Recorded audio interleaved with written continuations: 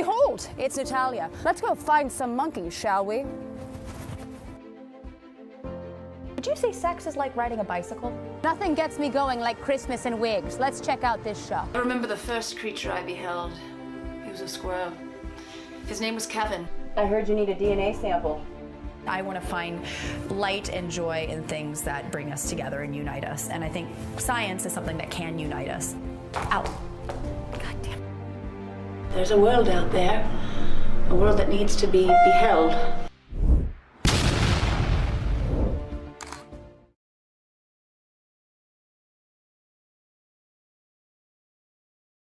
Behold, everyone. Welcome back to another episode of Survival of the Filthiest.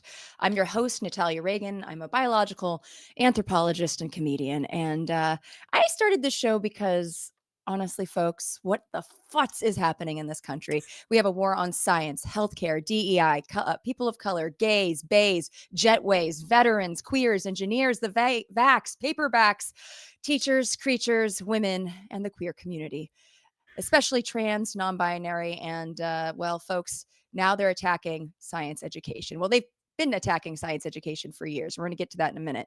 But so what better way than to resist than talk to scientists, activists, educators about the good trouble they're creating to move this country forward rather than 5,786 steps backwards.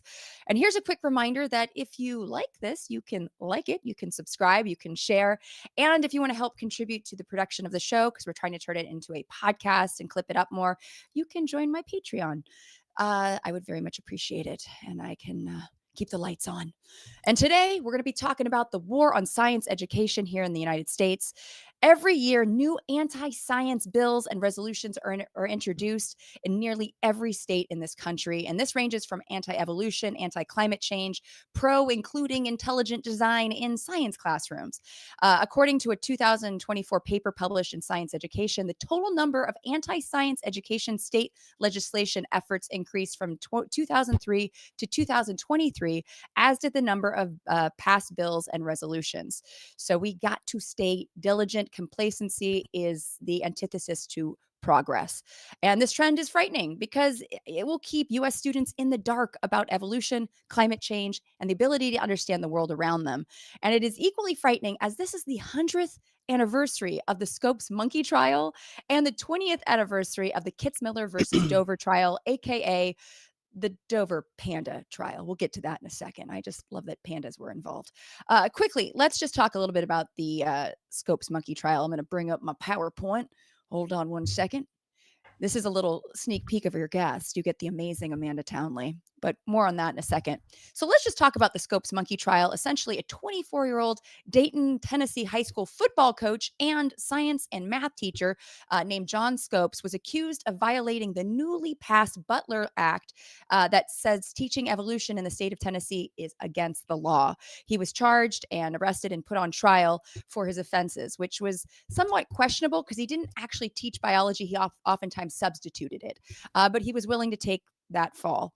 And what happened was 3 times, hold on, let me get to the next slide. There we go. That's the Anti-Evolution League. Oh, goodness gracious. And we still have signs like that going around. But essentially, 2 big lawyers came in to defend the 2 different, the plaintiff and the defendant. 3-time presidential nominee William Jennings Bryan, who is seen here on the right, was basically defending or the prosecutor, and the esteemed attorney Clarence Darrow, who represented Leopold and Loeb in the infamous 1924 murder trial, was basically defending John Scopes. And basically the ACLU funded the defense. So he was taking care of it. They were taking care of it. The Scopes monkey trial was called that by journalists because, of course, when we think of evolution, we often hear, I didn't come from monkeys. And that's not necessarily what this is about, folks. So the trial was in July 1924. and the hold on, let me get to the next. There you go. There's the Scopes trial, and essentially Scopes was found guilty, but not before Darrow and his defense team poked massive, gaping holes in William Jennings Bryan's prosecution. And so this was the unraveling of creationism being taught in classrooms. So even though it was a loss for Scopes at the time, which was overturned 2 years later, it still was the beginning of the unraveling of creationism being taught in the classrooms. Scopes did have to pay a $100 fine, but again, it was overturned. And the Butler Act remained on the books until 1967 when it was overturned. So let's cut to, oh, and by the way, these are some of the things that were inspired by that trial: multiple books and a famous play called Inherit the Wind, which became the very famous movie, which featured a chimpanzee smoking a cigarette like one does. And makes me so happy that chimps are no longer used in the film industry. Thank goodness for Andy Serkis and CGI. But you have Gene Kelly and Spencer Tracy playing the defense, playing Clarence Darrow, and shaking the hand of the chimpanzee. And when they do meet the chimpanzee, they say, "Hello, Grandpa." Tip of the hat that this was our ancestor. And some of the signs are great in the movie: Doomsday for Darwin, godliness, not gorillas. That was a personal favorite. But fast forward to 2005 and the Kitzmiller versus Dover trial. This case was in Pennsylvania, and essentially officials wanted to include creationism as an alternative to evolution taught in classrooms. And parents of students did not like this. They wanted their students to get a real education, a real science education. And the book that was introduced at the time was called Of Pandas and People. So that's why it's called the Dover Panda Trial sometimes. Let the pandemonium ensue, folks. And fortunately, we had a judge that ruled that creationism is not science and should not be in the classroom. But it was with the help of the National Center of Science Education. The president of the time, their executive director at the time, Eugenie Scott, helped basically put together the legal team that represented the plaintiffs, and also had experts like Ken Miller, who is the president of the board of directors now at the National Center of Science Education. And it was a roaring success. However, we're still dealing with a bunch of pushback and anti-science bills. So today, I'm very, very, very excited to, be talking to the new executive director. Well, she's not new anymore. It's been over a year, of the National Center of Science Education, Dr. Amanda Townley. She's not only a very good friend, she's also an extraordinary science communicator. She's an evolutionary biologist. And I've said this before, I've watched her go toe-to-toe with creationists in a New York bar and eviscerate their argument, but in the kindest, most gentlest way. She is an excellent, ideal informant, essentially. She can really speak to people and get to their level, right? And understand and have that radical empathy, which we talked about last time she was on. So let me just give a little bio. Amanda L. Townley, specializes in science teacher education, evolution education research, and science literacy focused public outreach, alternating her time between the classroom and the field as an associate professor. Oh, this is a little bit older, I think. This is a little bit older. Oops, let's fast forward. So essentially, Dr. Amanda Townley, sorry, I think I pulled this from a different page, excuse me. She's now running as the executive director at the National Center of Science Education. She has served as an expert panelist for Science Friday Education, focusing on Teach the E, E being evolution, and works with organizations including the Smithsonian Human Origins Program and the National Geographic funded Suka Project at the Cradle of Humankind in South Africa. Her research has been referenced in mainstream media outlets such as Scientific American, Forbes, and Newsweek, and can be found in scholarly journals such as Science Education, the American Biology Teacher Education Sciences, and International Journal of Mathematics and Science Education, and others. And she is just absolutely fabulous. We had her on last time, and everybody commented, can she just be on every week? Because she's amazing. So folks, people of the internet, please help me introduce Dr. Amanda L. Townley. Welcome. Welcome. Hi, Natalia. It's always great to be back. And boy, is that a mouthful. Wow. Well, I'm sorry. I realized I was like, as I was reading it, I was like, oh no, I put in the wrong. It's okay. It's so not a big deal. I've done many things and worn many hats. And so just excited to be a part of NCSE and continuing to fight the good fight as the battles increase on the daily, and the war wages on for science literacy. Yeah. So right now, we had you on in February. You were Mhm. on Darwin Day, which Yeah. was fantastic. But I want to know what is currently happening in our country and what bills are you really focusing with NCSE? I mean, there's so many. I mean, is there even a number right now that you can give us? So it's really fascinating. So a lot of people are probably familiar with Glenn Branch. He is a one-man machine when it comes to staying really on top of all of the things that are going on in legislation across the country. So federal down to state level, even sometimes at the local level.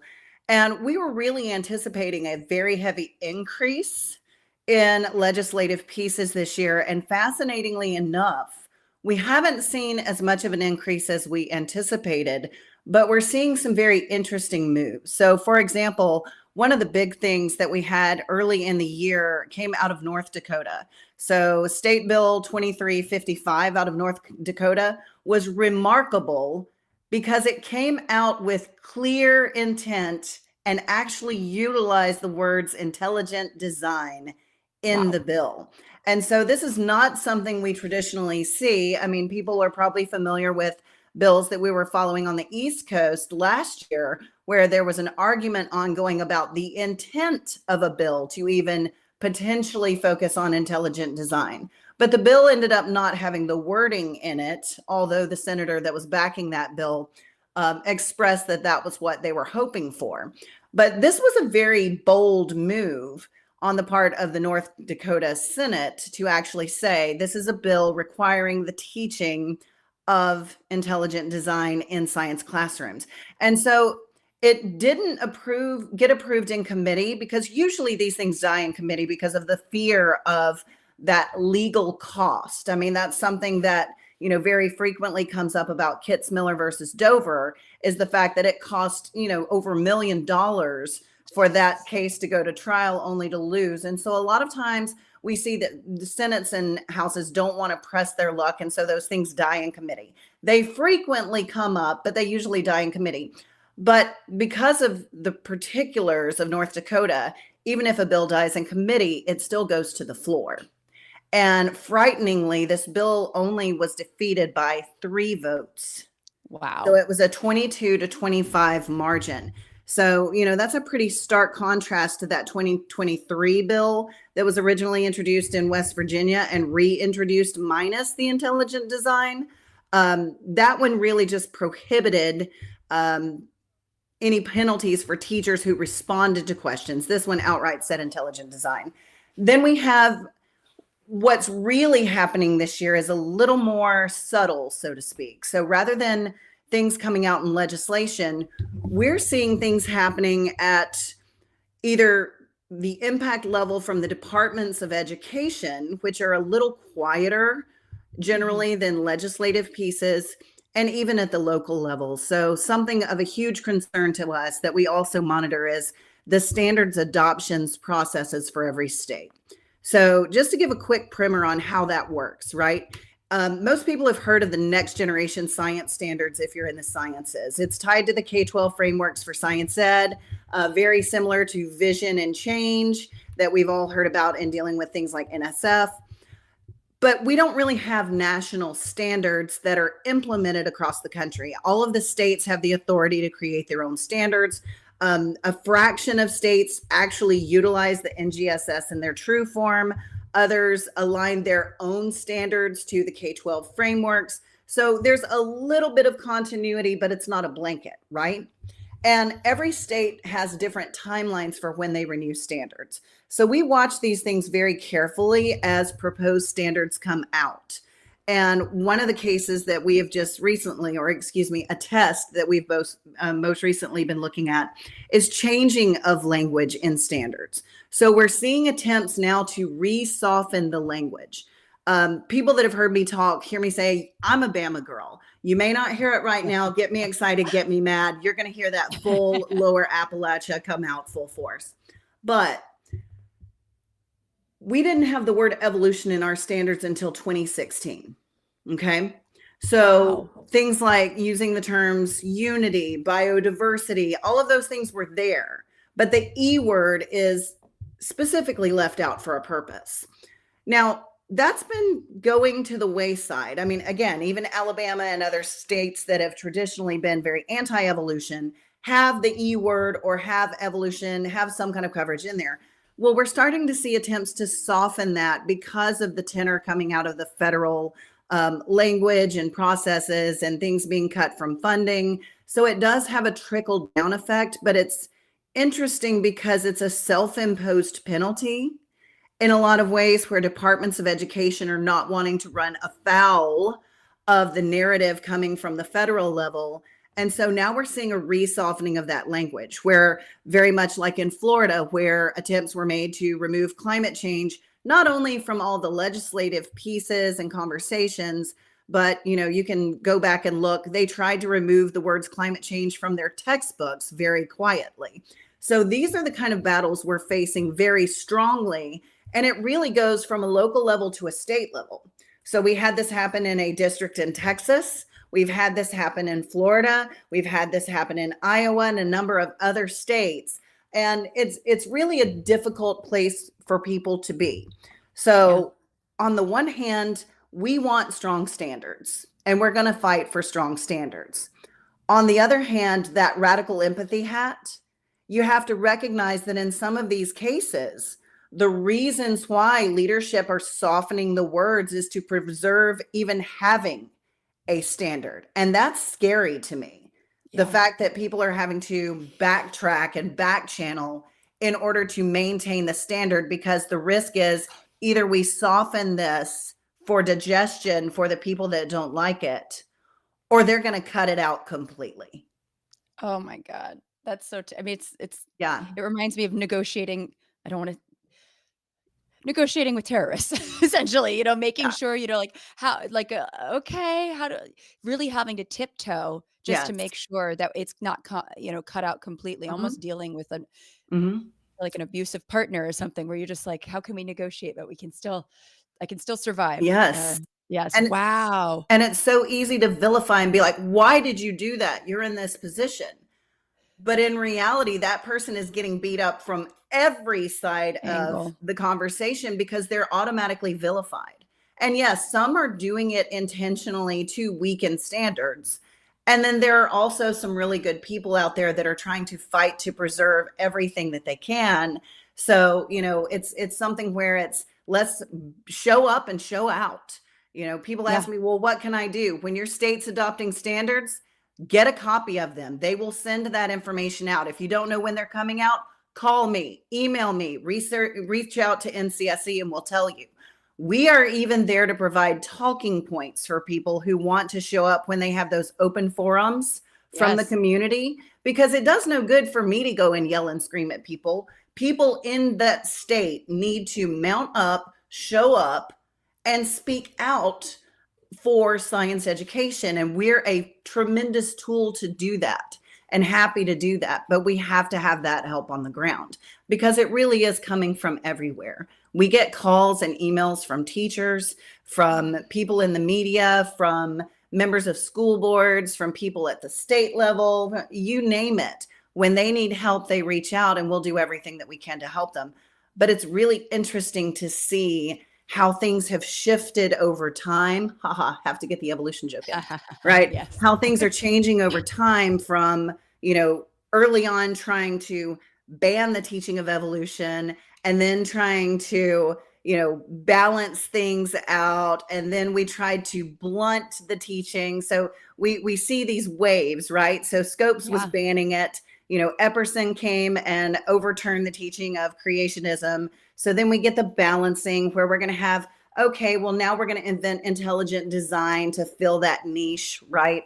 And, we're seeing this roll and roll and roll. And now, so we've gone from banning to balancing to blunting. Now we're calling it backsliding. Yes. So we've got our 4Bs because we're really going back in time. And the 4Bs really equal the E. I mean, it's just evolution of, Absolutely. And, with the lemon test being thrown out, with the state of the courts right now, people are really emboldened in a way that we haven't seen in a long time, because we really don't know if this goes before the court, whether they're going to hear it or not hear it, because often they would dismiss it on precedent.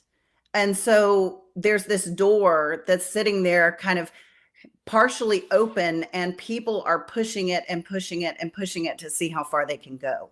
So we need, we need support, we need voices, we need activism for science and science education now more than we ever have. Absolutely. I feel like this is the same with democracy. Is democracy dies in complacency, is if you're not willing to keep fighting and keep fighting and Right. keep fighting. And the progress, what this is more of a, sort of a deeper question, but in your opinion, why do you think people are so hell bent on keeping evolution out of the classrooms? Why do you think intelligent design is what people want to see taught? People are afraid. So much conflict ties back to a very simple concept. We're human beings, and a long time ago we discovered if we sit around a fire together, we're more likely to survive, and it puts a light on the darkness, right? And so when people don't understand, when people don't know, it's the human condition to try to explain that the best we can. We have various ways of knowing that contribute to our understanding. Science being one of those, religiosity being one of those, cultural traditions, philosophy, so many different ways that we as human beings try to make sense of the world. When we don't understand something, when we fear something, or in the case of my upbringing in a very literalist creationist family, fear was the driver, because it was, if you question the Bible, you're going to go to hell. So if I'm going to teach this in a classroom and my students are going to question their faith, now they're all going to hell and so am I. It's all driven really by fear. And a lot of people are afraid to listen and afraid to learn. And there's so many intermingling factors. The level of distrust that we have, that society has in a lot of ways of science and scientists. And it's really boiled down to the basis of not understanding what science is and what science is not, and therefore being afraid that it's somehow coming for their way of life, or somehow trying to completely disenfranchise their cultural practices or beliefs. And it's really to a point that, it's critical mass, and it's very scary. And we hear very often about, well, people aren't listening to authority. I'm an authority. I have a doctorate. I've done the research. But it brings me to a point that Marshall Shepard was discussing not too long ago. He and I discussed it, and he also wrote a Forbes piece about it. And it's this idea of the negative impact of hubris on science as a field. And I don't say that lightly. There's a lot of work that goes into preparing to get into a research space. There's a lot of work that goes into conducting good research. And it does, in the essence of the field, make someone an authority. However, when it comes to the general public, we as scientists, we as in the academy, right, in terms of, academia, have long neglected the fact that you can't separate the ivory and separate things into our ivory tower of great research and the public. And a lot of that we see now is coming to bear. It started really heavily in COVID, and persists even now, because for so long we penalized science communicators. We penalized people for taking the things they were learning in the lab, in the field, the theoretical work, the practical work. They were penalized for communicating that to the public, for trying to communicate that and work with teachers. How many tenure portfolios included space for, outreach on social media and things like that.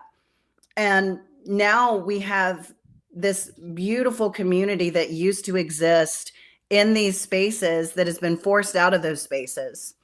And now is when we need the ability to connect to people more than ever. We need our research to be not just for other scholars. We need the work that we do to be for the public, for public consumption in public spaces, for teachers in practical spaces, so that they can show students what it looks like, feels like, and is to be a scientist. And it's very, very scary that we're in the position we are now. But I think now more than ever, we have that tangible support for the fact that science communication is so critical. And not just from formal spaces, not just big fancy talks in public venues, pub talks, science on tap, comedy shows, podcasts, webinars, all of these things. And people say, well, who's going to be the voice? Everyone. If people fall in love with your story, they listen. When people listen, they learn. When they learn, they become invested. And when they become invested, they fight back. See, this is the Amanda Townley curriculum, right? No, but this is 100% true. I mean, again, like facts and stats don't change hearts and Yeah. minds. It's storytelling Yeah. and laughter. I will always credit, because I think credit is due to Julie Lesnick, who wrote Eating Insects, who I remember I interviewed her because I was doing a poster about, making biological anthropology humorous, spelled like humorous, the bone. And she said, laughter is a great sort of barometer to know that maybe your students are laughing because they're just like, oh my God, she's so whatever, but they're listening. They are listening, right? Yeah. And that's how you keep your audience engaged. And so when people dismiss these different forms of science communication, whether it's pub talks or comedy or whatever, right? And I remember actually I'm listening and reading to Donald Prothero's book about climate discoveries, and he talks about the Carl Sagan effect and how Carl Sagan wasn't respected. Carl Sagan wasn't respected by other researchers in his field because he was a public science communicator. I mean, he is the quintessential, but he even dealt with this. And so I agree that this is a time when, if anything, being a science communicator and should be a huge plus for, getting tenure or being hired or whatever, or just existing anywhere with a love for science. Yes. I tell people, I said, you don't want to talk to the public. You don't want to reward people for engaging with the public and with educators, which means students, thousands of students per educator over a career. Yeah. I said, but what percentage of the population is scientists? And how many people vote? We're not the majority. And so if we're not communicating clearly, I see a lot with all what's happening at our agencies and NSF. It's horrifying to see the directorates wiped out, to see all of these people, even mid-project or at the end of a project or even the beginning of a project, losing their funding, career grants gone, all of these things. And, I think on that, and I think, most of the public has no idea how any of that works. None of these things are transparent enough for the general public, the voting public who would have our backs. It hasn't been transparent enough. And I think if we don't learn anything else out of what's happening, the need for transparency, the need for that public connection, the need for people to truly understand just how much of what happens from those research grants is impacting their life, is a critical, absolutely critical lesson for all of us. With the different spaces and opportunities that we have where we can engage, and we're told, oh, well, that will be frowned on, or, it's time to let that go. It's time for a new model of what good science looks like in terms of, when you're thinking about a career. Because, I remember when I was a professor, writing in my review packet for tenure and promotion, a specific argument for the fact that I had all of these very bizarro, rotating curatorship on Twitter. They're like, what? This was a decade ago. Right. Yeah. And having to explain, there's research, scholarly research, there's research to practice. How do you translate that so it's usable by other people and helps to inspire the next generation through education? And then there's research to the public. Can you communicate what you do in a 3-minute elevator talk to a 5th grader? People would laugh about that. And I'm like, no, that's really critical. It's critical. Absolutely. You must. Yeah, I remember it was about 10 years ago that there were a lot of politicians that kept saying, I'm not a scientist, but I'm not a scientist, but. And I remember Todd Disotell and I, when we were still doing Talking Shit with Dr. Todd and Natalia, we did an episode, like, hey, there are a lot of scientists that would love to talk to you and would Mhm. love to boil down points because, a lot of the decisions being made, whether Right. it's even like what's happening at the Smithsonian, and even challenging this idea that race is a biological Mm, concept. Like we scientists have known forever that it's not a biological concept. It's right, been used that way to promote things like, the American eugenics movement, and we should move right. away from that. But, Mhm, even just this idea that sex is, determined at conception, which we know mhm, to be completely untrue. So mhm, it's just, it's clear that politicians, but also, even folks, it worries me when we see educators or people that mhm, are in, sort of positions to determine how education is going to go, that have right. very little understanding of science itself. Mhm. Yeah. Absolutely. No, so this is why more than ever I'm very happy that, I skipped a portion of what I was saying about the National Center of Science Education. I mean, you guys started in 1982, a Mhm. nonprofit that has spent over 40 years trying to make sure that science is alive and well in the classrooms, Yes. so I just want to thank you, because that's, this we're going to die in the darkness of ignorance if we don't have that happen. Because I think one of the things that we forget is the soft power that science education holds. Right. That if we remain intellectual powerhouse Mhm. internationally, we're going to continue to have that soft power. And I mean, can you speak a little bit about what's happening with, NIH and NSF in terms of grants being gutted and terminated?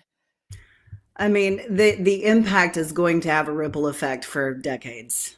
Decades, even if it stops right now. And, it's hard to comment on because every day I see, dear friends from across fields all over, not just the sciences either, the sciences, the humanities, everyone is getting lambasted with these cuts. And, being on the inside of that and understanding the labor of love that is even creating a project worth taking the time to write those proposals, and then the small percentages to be able to get that funding, and then the impacts that they have to so many people. The impact on communities that are already marginalized is going to be just exponentially horrible. And beyond those sentiments and just the fear of what that's going to do for everything from medicine to farming to technology. I mean, coupling that with the removal of all the data from the websites, I it's one of the few things that I think can actually pretty much render me speechless when I start focusing on it. And that says a lot if you know me. I do know you, and that does speak volumes quietly. But Mhm. yeah, that's I mean, that has been, I think, my biggest concern is I've had friends in the medical fields that have lost, K grants for long Mhm. COVID, something that is Yeah. going to be a problem for decades to come. It's not over yet. I mean, we're facing pandemics that are potentially preventable, and we have Mhm. somebody heading up our health department who bathes in sewer water. I don't know if you saw that. He was hanging out in some pools in Washington that have sewage runoff, and RFK took his family there. So, we have him, saying that basically single-handedly causing a measles Mhm. outbreak in Samoa, running our Mhm. health department. I mean, what do you say to people that, I mean, I guess I've seen you go toe to toe with people, especially creationists, but when you've got somebody like, say, an anti-vaxxer, like just if somebody is watching and has somebody in their family and they're the ideal informant, which I brought up briefly, but this idea of an ideal informant is essentially people are most likely to listen to people that are like them, right? Mhm. This is why, even though it's uncomfortable to talk to any of your family members that might be anti-science or, God forbid, racist, it's good to have that conversation, Mhm. as uncomfortable it is, because you might actually get through. But when it comes to things like anti-vaxxers, do you have maybe a basic script to work with that people could take a note from?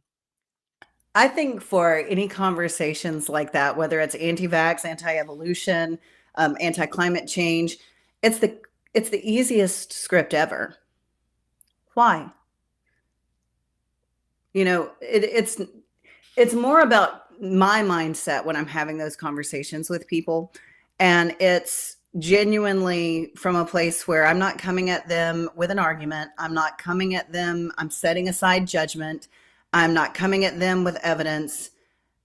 I literally am coming at them with the curiosity of a scientist to try to understand, why do you feel that way?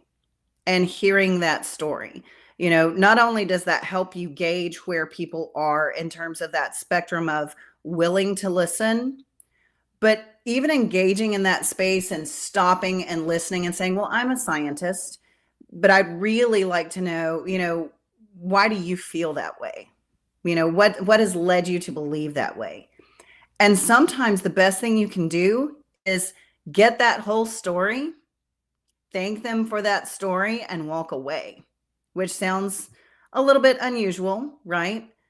But you've created a humanized version of science for that person. And a lot of times there are weird experiences that underlie that. There are stories of scientists doing tests on people. There are historically accurate stories of science doing horrible things to whole groups of people that drive fear. There may be terrible experiences with doctors. You never know.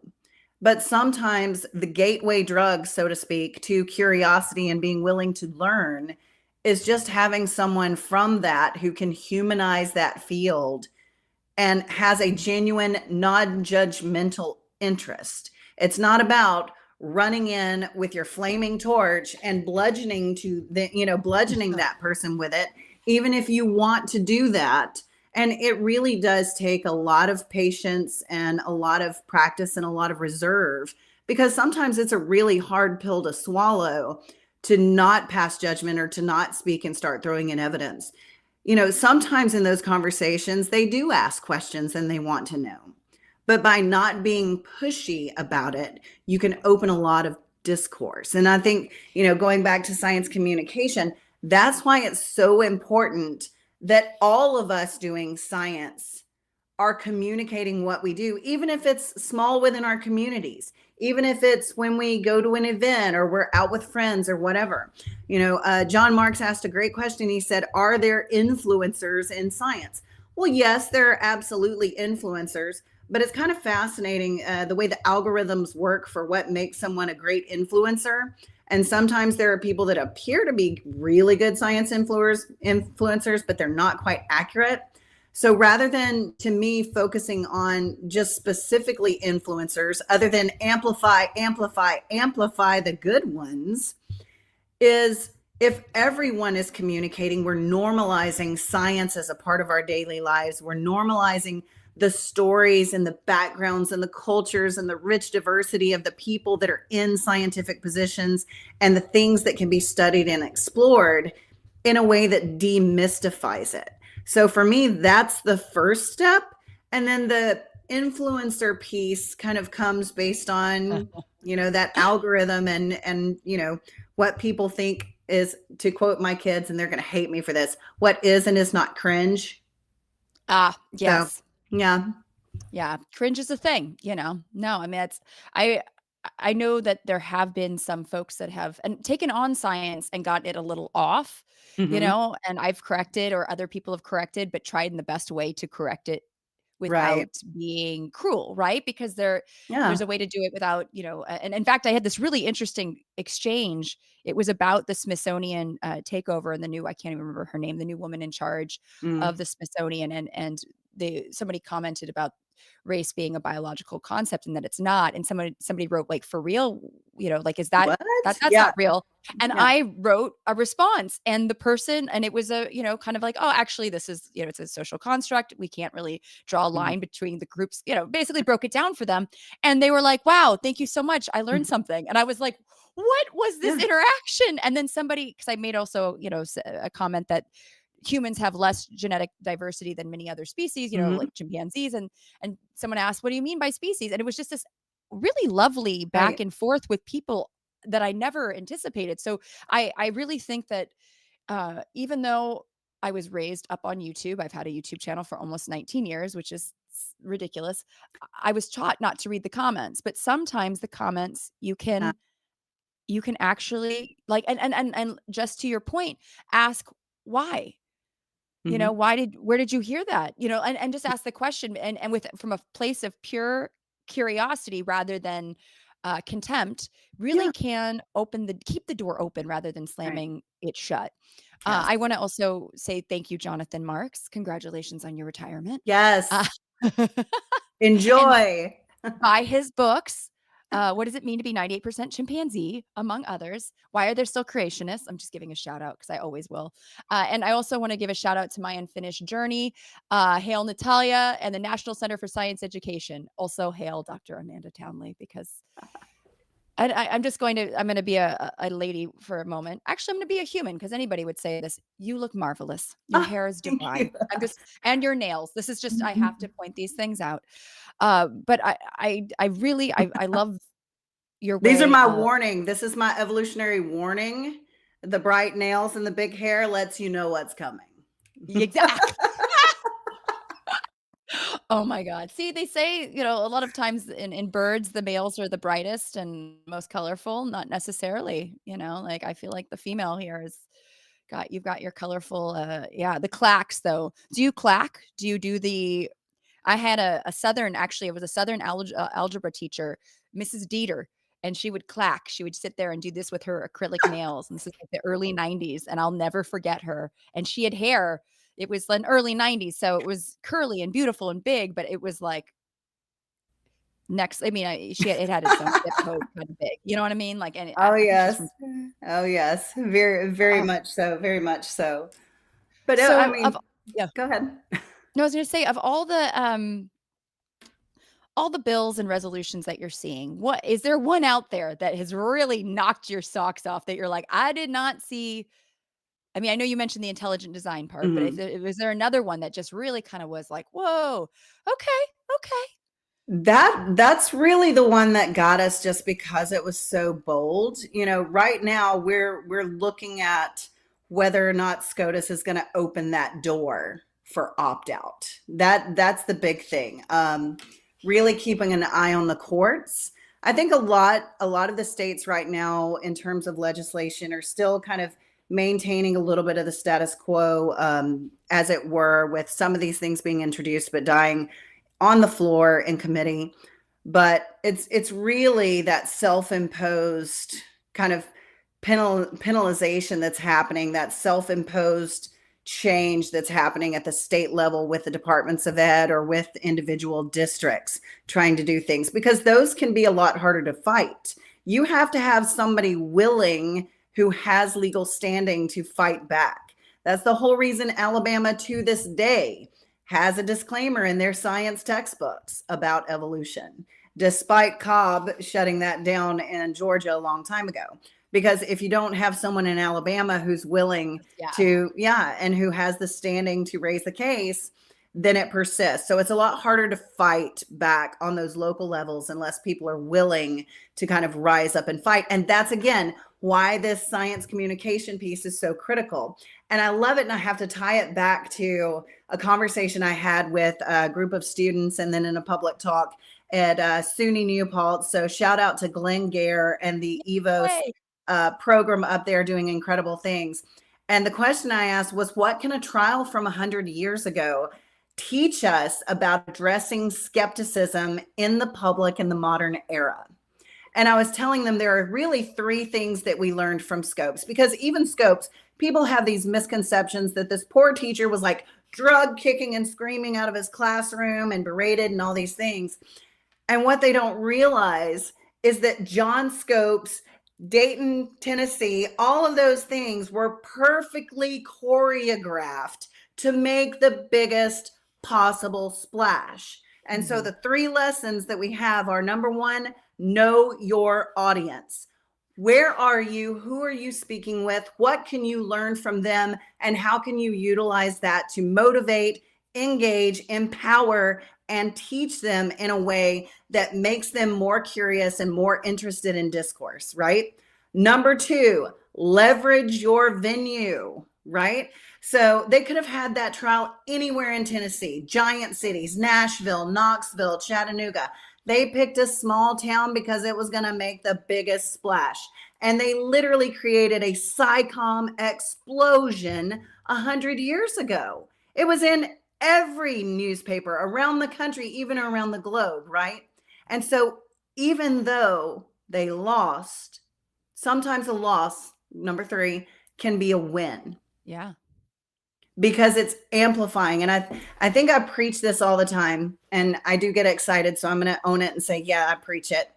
And that's the fact that we've got to stop going at things as if it's a war against culture, against religion. It's not. It's a war for science. And when you frame it that way, you realize that sometimes the battle is not about getting someone who just met you or who you've been engaging with to magically, pardon the term, a teacher of mine in college always used to say, osmosis is not a thing. You can't sit on yours and just absorb knowledge. I will never forget that for as long as I live. I wouldn't. That's I know. brilliant. But it's all about realizing that sometimes the goal is not to win, it's to open the door. We're not playing checkers here. We're playing chess. This is a long game. And so if you go into that scenario or situation and you yell and scream, or you lose your cool, or you pass judgment, or you just beat people up with a giant stick of evidence, right? In the long term, that person's not going to be more willing to learn more and engage or expand or be open-minded. It closes doors. So chess, not checkers. You got to play that long game. No, I think that's great. And also, it's not a binary. I mean, it's No, not a win or a lose. I think there's so many gradients in between where it's like, absolutely. making some strides here, maybe losing some Yeah. ground there, but keep going. And, Yeah. I do like the idea in terms of activism and the fight, the war being problematic, because it really does pit two sides against each other. Yes. And I struggle with that myself, because I'll get so mad about, whether it's, Mhm. pro-life versus pro-choice or Yes. anti-vax, or, and I get so, but at the same time, I realize that when you approach something like that with a Mhm. fighting mentality, it's going to get ugly. It doesn't have to be that way. And I think that goes with so many different parts of our life, right? I mean, I don't have kids, but I know that it's So probably many. a constant battle. And again, we use the word battle, but it's a constant maybe struggle to deal with, even like, negotiating with your kids, or Mhm. just anything in your life. So I guess, yeah, Yeah. reframing it as, I mean, But even with that, we pick our challenge. battles, right? Yeah. We Yeah. pick how we approach things. We don't escalate everything from 0 to 100. There are sometimes, there are times when that's absolutely appropriate, right? I'm not saying that's not. But a majority of the interactions are not that serious. They're serious in terms of the impact, but the way we engage should be a lot less intense and more from a listening and development of relationships. Perceptions are changeable. We know that. That's even research based. Perceptions are changeable, but it takes time because you're literally talking about somebody's worldview. So that involves gaining trust, building relationships, starting with connecting conversations, building rapport. And absolutely, community is where change begins. So going back to the communities we're a part of, even if we've become separated from those over time. I mean, everybody's heard me talk about growing up in a very rural place in Alabama, in a Southern Baptist ministry family. Because of that, I have a level of understanding of what goes on in those communities that allows me to be a bridge between the world of science and their world of faith.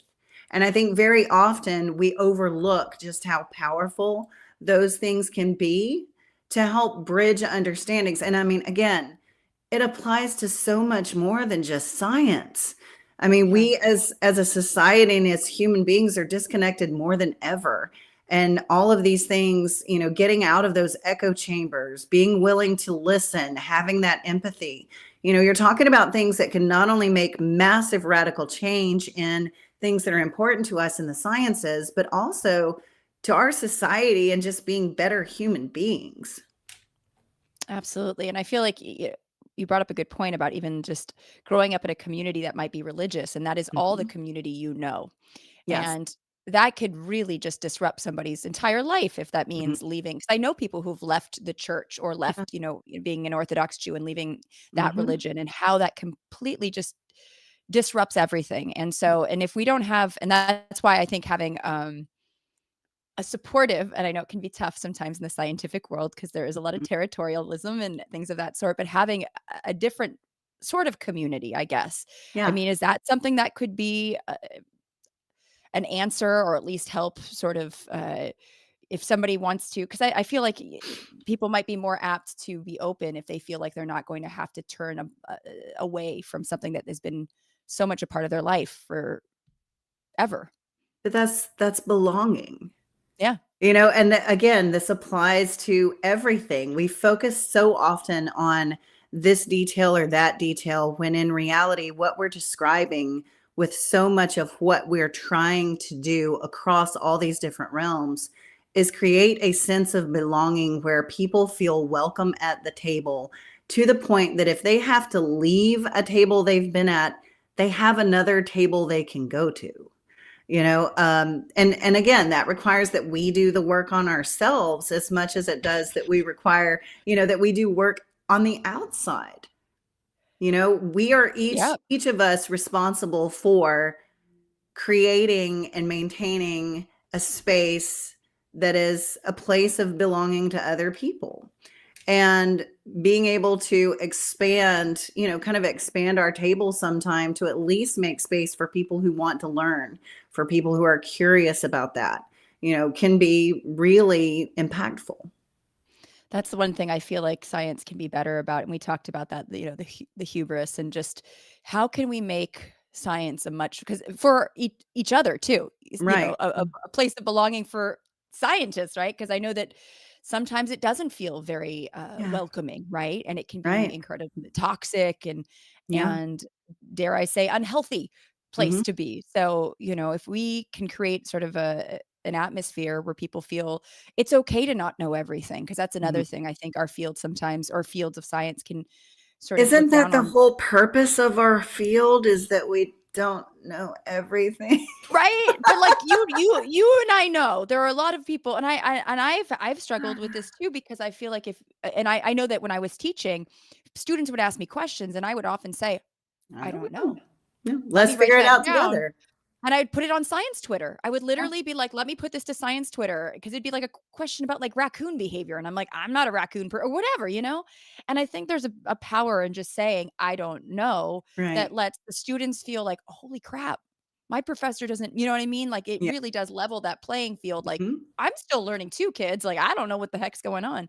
But I feel like if we could be a little bit, again, welcoming that way, or at least better Right. that way, and I know I'm preaching to the choir with you, but it's something that I think our fields, or the Yeah. fields of science, can be better about, and the Absolutely. gatekeeping.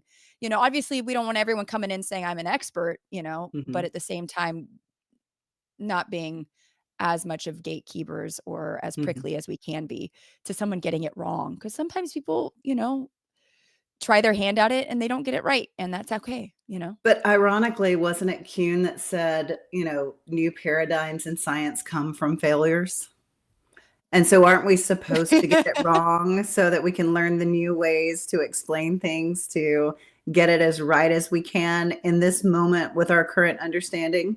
I mean, Yep. that's the thing that's always gotten me, is the whole purpose of what we do is failing gloriously.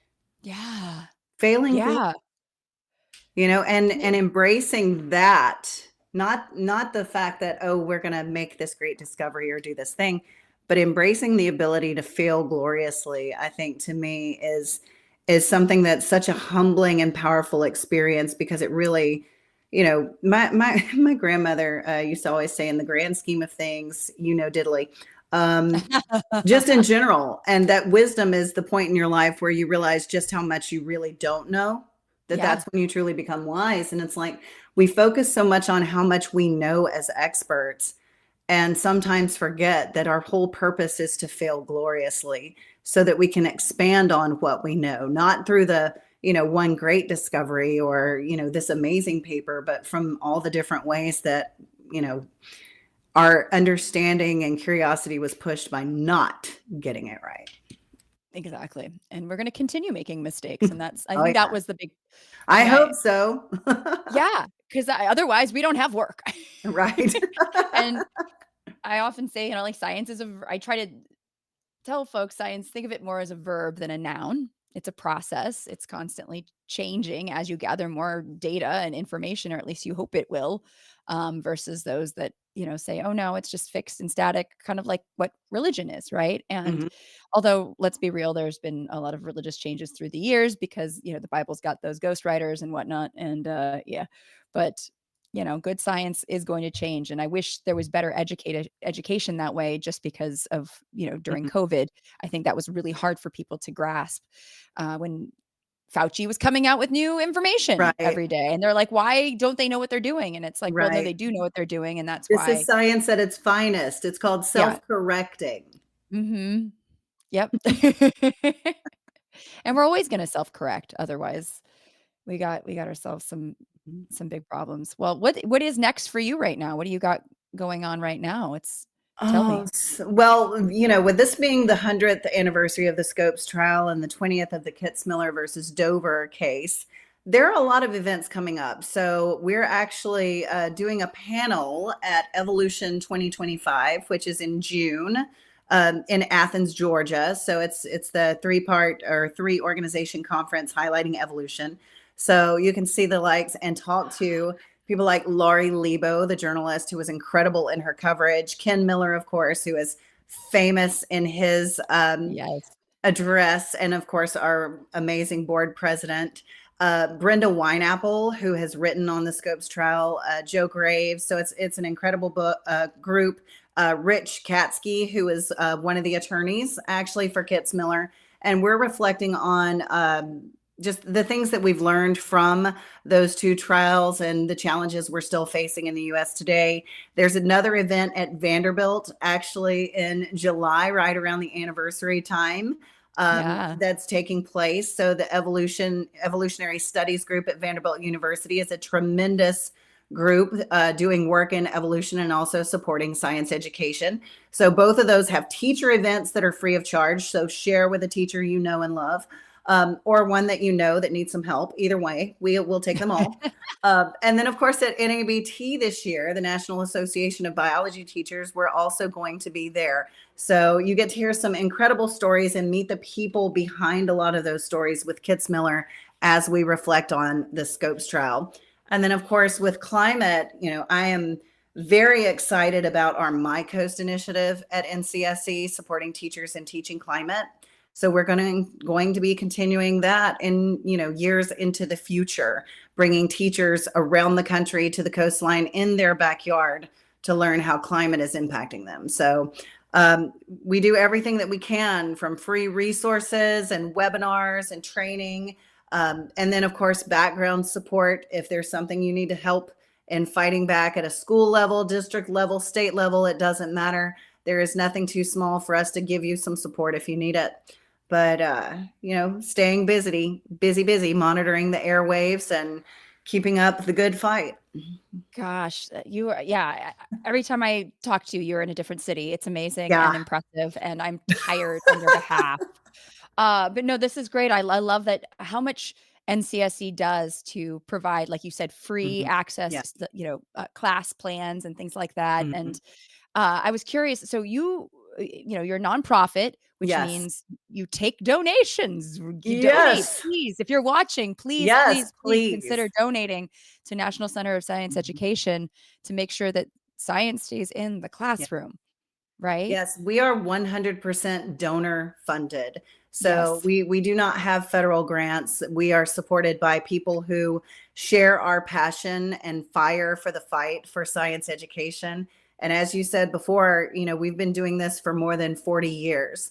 We had the amazing leadership of Jeannie Scott to get us up off the ground. And then Anne Reed helped to sustain our work as things were changing and we got into the climate avenue. And then I get to follow in some pretty amazing footsteps and work with this incredible staff that really works nonstop to monitor and support and engage and investigate all the things going on in science education. So whether you're someone who has a lot to give or somebody who has a couple of bucks that maybe you skip coffee for a month and join us as a sustainer for a few dollars, everything helps and every bit of it is going to the fight for science education across our nation. This is the perfect thing to donate to. You would be silly not to. that's just me. Yeah, I'm a little biased, a little bit. And just because I'm curious about the process of like when you find a bill or a Mhm. resolution that's anti-science, what are the steps that you guys take Oh, to man. fight this or combat, or what's the word that's advocate for science? There we go. Well, and it really depends. Glenn, like I said, is an absolute machine. So he identifies things. He watches all of the different pieces that are coming up for consideration. When he identifies something that's a curiosity, he always shares it internally, and we start kind of keeping an eye on what's going on. As far as speaking to his process, sometimes I think that he's really, some futuristic Doctor Who character that's been sent back here to save us. Um, because he does everything from I'd watch that engaging. movie. Yes, he does everything from engaging with the media at critical times to, helping come up with talking points to doing the historical research on what's been done before, where are the histories of these different bills. We have donors, we have members, we have supporters, whether they donate to us or not, who sign up for our newsletter or sign up specifically for the Monitor, which is what highlights and focuses on that legislation. So if you want to be in the know, sign up, go to our website, sign up for the Monitor, and you'll get regular reports on exactly what's happening on the legislative side of things.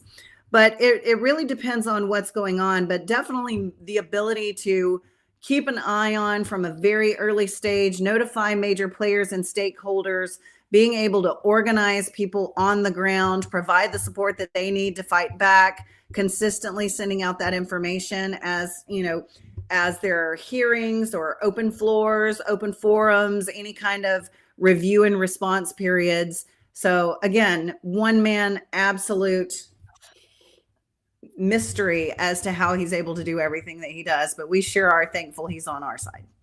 Oh my goodness. Yeah, like I'm not religious, but can we canonize him or bubble wrap him? He needs to be, saved at all costs. We got to keep him healthy. Yeah, so he may be very unhappy with the bubble wrap idea, but Okay, is there a sustainable product that can be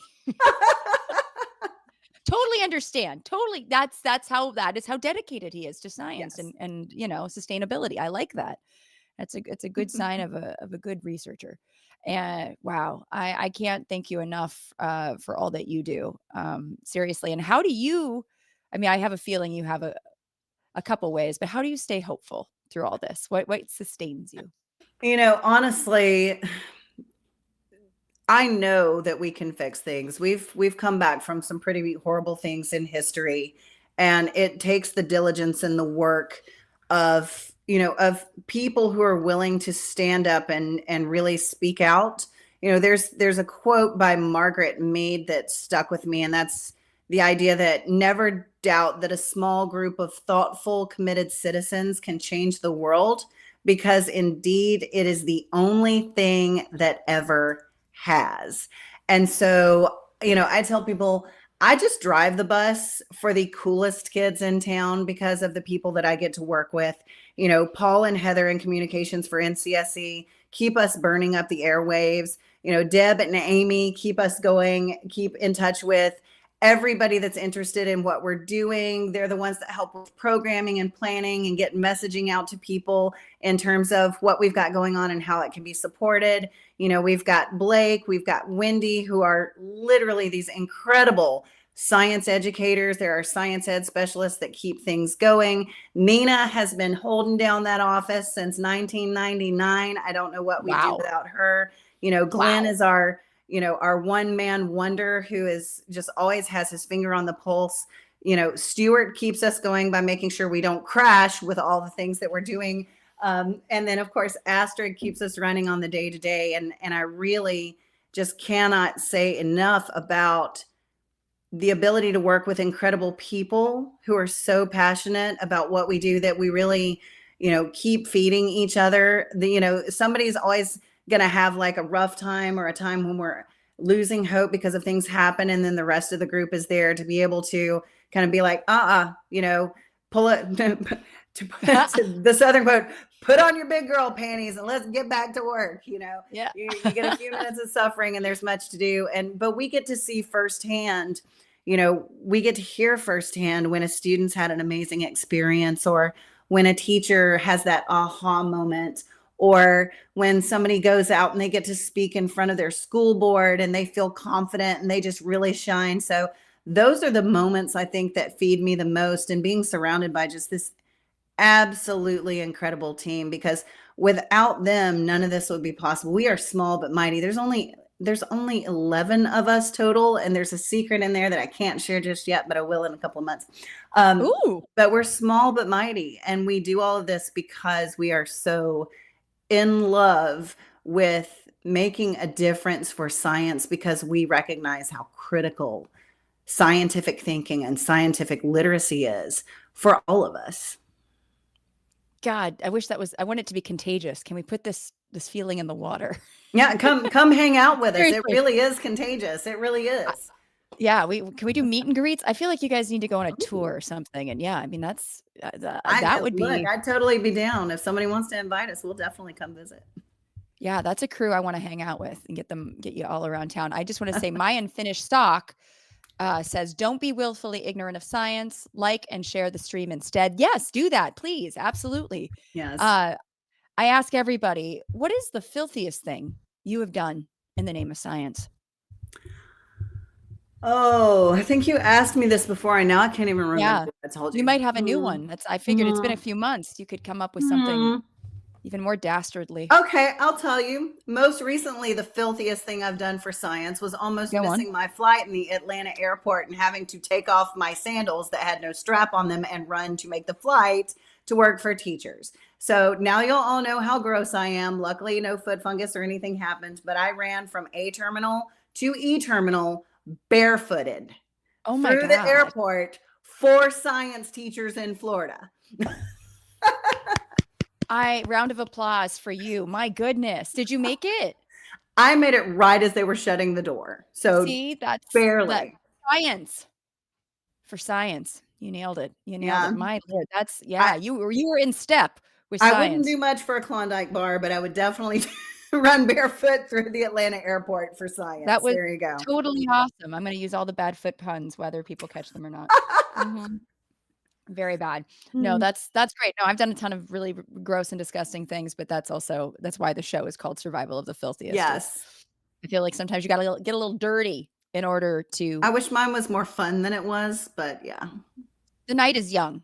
That's all I can say. What do you got going on later? I'll be there. I can, if I jump in a car, I'll be in Savannah in a week. Probably 3 days. Yeah, I was going to say, you don't know how fast I drive. I'm pretty quick. No, it would take me a hot second. But yeah, I'm hoping to get out there to bring Survival of the Filthiest, the live show out there. And I would love to have you be part of that as the science communicator extraordinaire.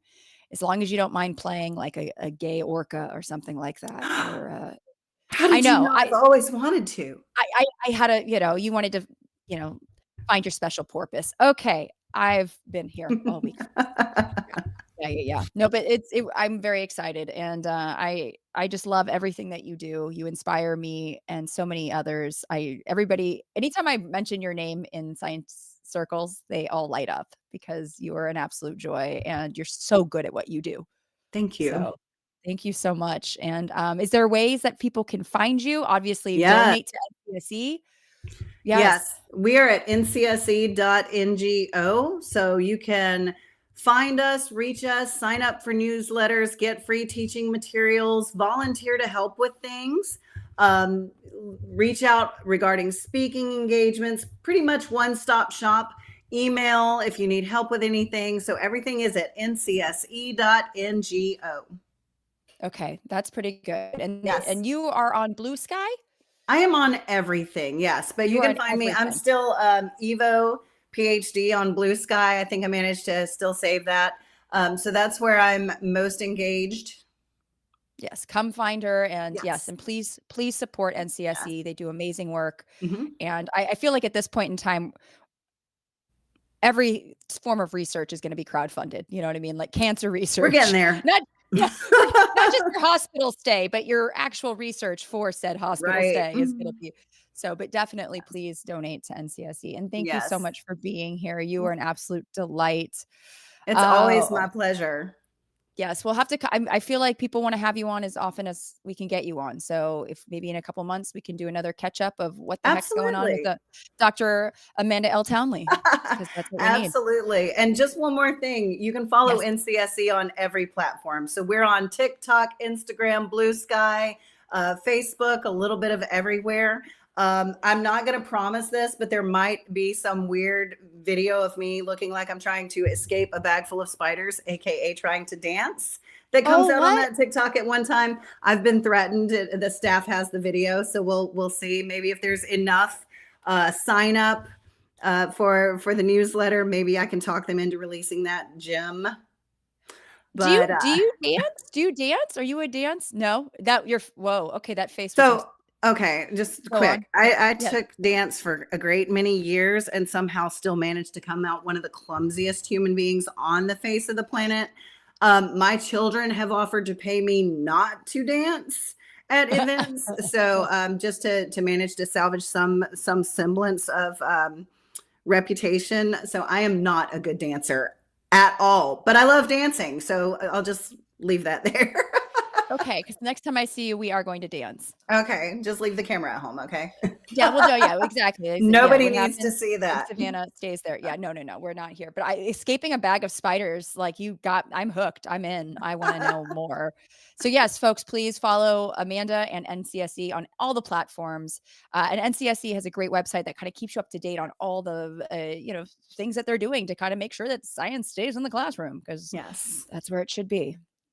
That on the streets. We want science on the streets. We too. want science everywhere. Everywhere is Everywhere. for science. Everywhere. Everywhere and everyone is for science. Yes, and I think that what you mentioned earlier, just this idea that everybody should be talking about science. Let's normalize Yes. that. Just randomly bringing up weird scientific things on the Yes. street, at the water cooler, anywhere and everywhere. Anywhere. Yeah. Well, thank you so much, and I Thank hope to see you. you very soon in person and on Yes. tour. Yes. Yes. Yes. And folks, just want to let you know that if you liked the show, you can like it, you can subscribe, you can share it with your friends and family, and maybe folks that are not 100% sure how they feel about evolution or Mhm. climate change. And if you want to help fund the elaborate production of the show, you can join my Patreon, because we're hoping to create a podcast that's just audio only, so you can listen anywhere and everywhere, and to clip it up so we can get more people sharing these gems of wisdom that we just heard. And so, folks, next week we actually we have a TBD guest. I have a couple of folks that are waiting to hear replies, so we'll get to that hopefully very shortly. And I just want to tell everyone to please stay hopeful, stay positive. I want to thank my producer Peter DeTucker for doing all of that he does, because he makes this show run so smoothly, even when I'm acting like a rabid ferret, which is usually most of the time. And until next time, folks, stay filthy, extra filthy, please. And I want to thank my Patreon. Oh no, I know. The Patreons are coming now. Okay, so patrons, we've got Daniel Wynn, Claude Allen, Simply Tom, Skullbeard, Tori Yates Orr, Redding Maley, Dana Logan, Michael Z. Weinstock, David Leitner, James Hudspeth, Anthony Zana, Tom Berman, Jen Beverstock, Scott Froschauer, JSB, Jeff Cohen, Andrea Bloom, Jonathan Marks, congratulations, Kelly Frazier, and Michael Clanton. Thank you so much, everybody. And again, stay filthy, more filthy, just as filthy as you can be.